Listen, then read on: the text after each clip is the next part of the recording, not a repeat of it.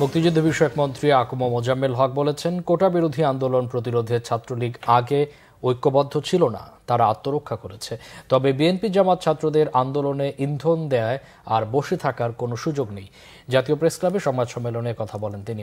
আগামীকাল বায়তুল মোকাররমের দক্ষিণ গেটের সামনে বিকেল ৩টায় মুক্তিযোদ্ধা শ্রমিক কর্মচারী পেশাজীবী সমন্বয় পরিষদের সমাবেশে কর্মসূচি দেবে বলে জানিয়েছেন মুক্তিযুদ্ধ বিষয়ক মন্ত্রী। তিনি বলেন, স্বাধীনতা বিরোধী শক্তি মাথাচাড়া দিয়েছে, তারা মুক্তিযোদ্ধাদের অসম্মান করেছে, এটি আর মেনে নেওয়া হবে না।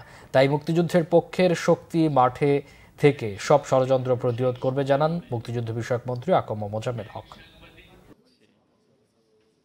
তারাই প্রথম সেই লাঠি সোটা নিয়ে আক্রমণ করেছে, কারণ আমাদের ছেলেরা তো সংঘবদ্ধ ছিল না।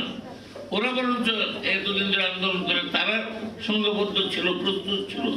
তারা আক্রমণ করেছে এবং স্বাভাবিক কারণেই আত্মরক্ষার জন্য যার যার ব্যবস্থা সে করে।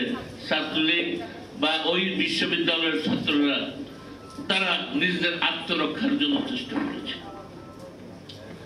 গতকাল আমরা তার চূড়ান্ত রূপ দেখেছি।